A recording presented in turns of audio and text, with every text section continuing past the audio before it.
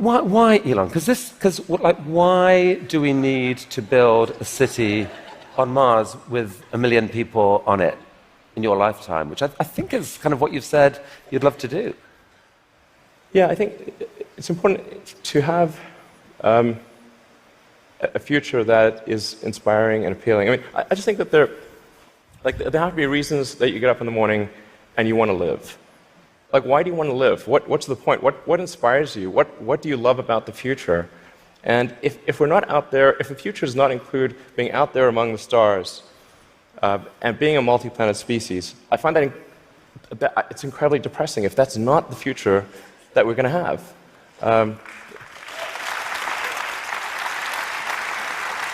People want to position this as an either-or. That there are so many desperate things happening on the planet now, from climate to poverty to you pick your issue, and this feels like a distraction. You shouldn't be thinking about this. You should be solving what's here and now. And to be fair, you've done a fair old bit to actually do that with your work on sustainable energy. But why not just do that?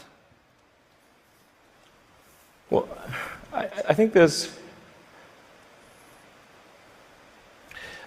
look at the future from a standpoint of the probabilities. It's like a branching stream of probabilities. And there are actions that we can take that affect those probabilities, or that accelerate one thing or slow down another thing, introduce something new to the probability stream.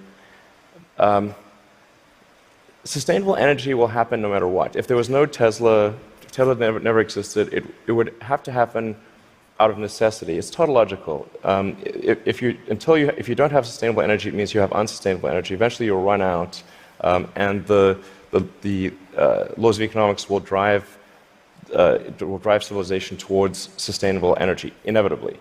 The fundamental value of a company like Tesla is the degree to which it accelerates the advent of sustainable energy faster than it would otherwise occur. So when I think what is the fundamental good of a company like Tesla, I would say hopefully it does. If it accelerated that by a decade, potentially more than a decade, that would be quite a good thing to occur. That's what I consider to be the fundamental sort of aspirational good of Tesla. Then there's becoming a multi-planet species and spacefaring civilization. This is not inevitable. It's very important to appreciate this is not inevitable. The sustainable energy future, I think, is largely inevitable, but being a spacefaring civilization is definitely not inevitable. If you look at the progress in space, in 1969 we were able to send somebody to the moon. 1969. Then we had the space shuttle. The space shuttle could only take people to low Earth orbit. Then the space shuttle retired, and the United States could take no one to orbit. So that's the trend. The trend is down to nothing. This is not. People are mistaken when they think that technology just automatically improves. It does not automatically improve. It only improves if a lot of people work very hard to make it better. And actually, it will, I think, by itself degrade, actually. You look at great civilizations like ancient Egypt, and they were able to make the pyramids, and they forgot how to do that. And the Romans, they built these incredible aqueducts.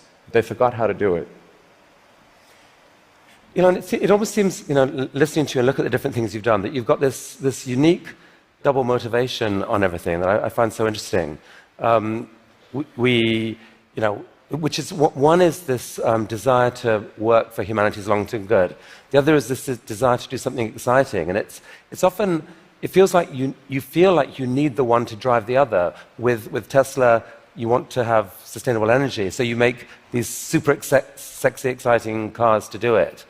Solar energy, we need to get there, so we need to make these beautiful roofs. We haven't even spoken about your newest thing, which we don't have time to do, but you want to save humanity from bad AI, and so you're going to create this really cool brain-machine interface to give us all infinite memory and telepathy and so forth.